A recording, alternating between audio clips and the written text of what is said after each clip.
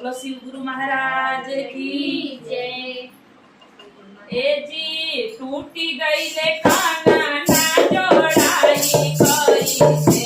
ए जी टूटी गई ले काना ना जोड़ाई कोई से।